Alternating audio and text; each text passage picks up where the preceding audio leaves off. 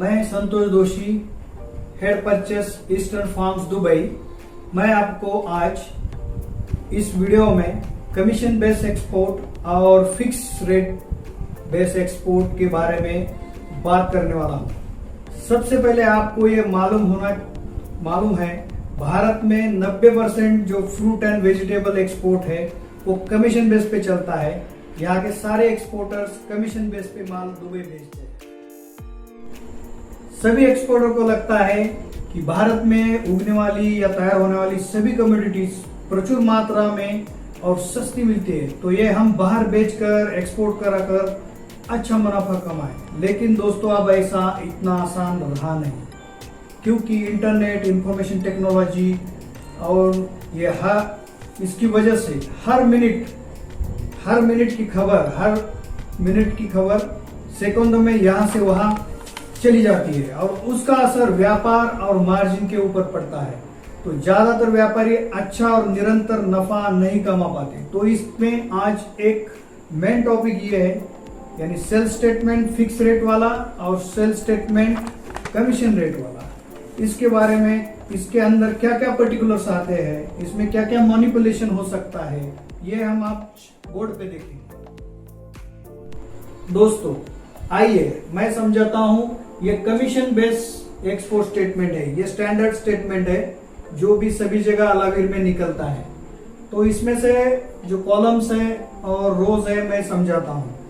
तो देखिए, सबसे पहले है कमोडिटी नेम है, तो इसमें समझो ओनियन लिखा है यहाँ। दूसरा है डेट है, तीसरा है वेट इन केजी, चौथा है रेट इन केजी और एईडी में है या रुपीज में है। चौथा कॉलम है डैमेज और पांचवा कॉलम है टोटल। तो देखिए इसमें कैसे कितने पर्टिकुलर्स में क्या क्या हो सकता है। 1 जनवरी को हमारा कंटेनर रैंप पे लग गया अलावीर मार्केट को। तो पहले दिन सुबह मार्केट में कंटेनर खुल गया, तो पहले दिन देखिए 5960 केजी ओनियन हमने बेच दिया या सेलर ने बेच दिया। तो उसका रेट उस दिन खुल गया था 1 दिरहम 55 क्लिप्स। तो उसका पैसा इतना हो गया 9222 रुपये दिरहम और 50 पैसा।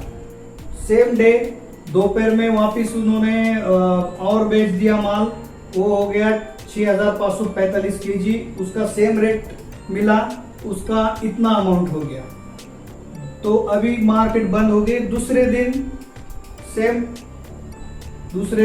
6290 केजी माल बेच दिया, लेकिन उस दिन रेट 1.5 दिरहम मतलब 1.5 दिरहम मिल गया। तो उसका अमाउंट इतना हो गया।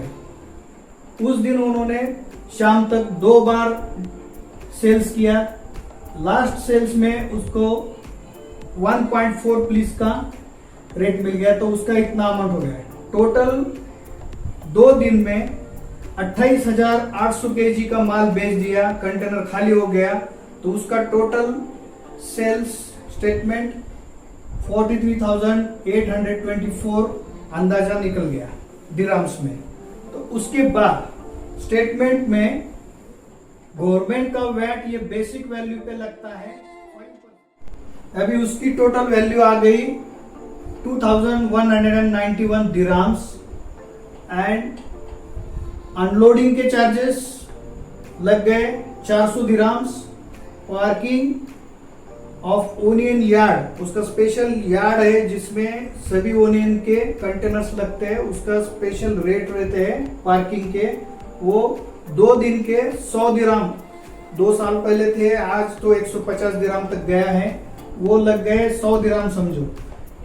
वापिस डिलीवरी चार्जेस जो वही से मतलब लोकल बंदरगाह से जबेल अली से अलावीर तक का 500 दिरहम्स और कस्टम क्लियरेंस, जैसे हम कस्टम क्लियरेंस बोलते हैं, कस्टम क्लियरेंस और ट्रांसपोर्टेशन चार्जेस अगेन वो लग गए 3535 दिरहम। ये हो गया टोटल खर्चा।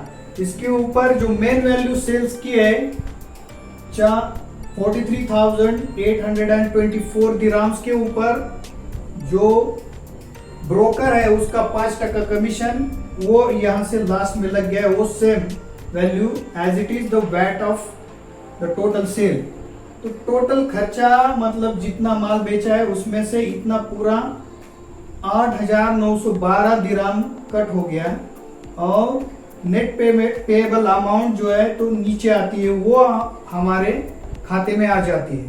तो इसमें दिक्कत ये है कि यहाँ सारे 5% और ये 5% छोड़ के बीच में पार्किंग, अनलोडिंग, डिलीवरी चार्जेस और कस्टम क्लियरेंस और डिलीवरी चार्जेस में कहाँ भी मैनिपुलेशन हो सकता है 200-300 दिरहम का। तो वो 6,000, 7,000, 8,000, 10,000 रुपए तक का नुकसान हर वक्त हर स्टेटमेंट में हो जाता है। ये मैनिपुलेट कर सकते हैं लोग, सेल्स में ऐसा होता है। तो ये सारी रिस्क है और दिक्कत है। अभी इसके अगेंस्ट हम और भी सारी चीजें, जिसमें ये कॉलम की बात नहीं की, जिसमें यहाँ लिखा है डैमेज। समझो व्यापारी ने, सेल्स ने वहां ऐसा बोल दिया कि आपको 200 गोनी खराब निकली, 20-20 केजी की 200 गोनी डैमेज निकली, माल खराब निकला तो रोटन निकला, कुछ भी बात हो सकती। तो 200 गोनी का वो पैसा, आधा पैसा देता है वो, और वो उसका कोई प्रूफ या ये ज्यादातर लोग मांगते नहीं और उसमें धोखा हो जाता है। तो ये बहुत रिस्क वाला मामला होता है, हर वक्त उसकी टेंशन रहती है। इसके अगेंस्ट हम दूसरा स्टेटमेंट, जिसे फिक्स रेट स्टेटमेंट बोलते हैं, उसके बारे में बात करते हैं। दोस्तों, अब हम फिक्स रेट बेस एक्सपोर्ट का इनवॉइस, परफॉर्मा या बिल स्टेटमेंट देखेंगे।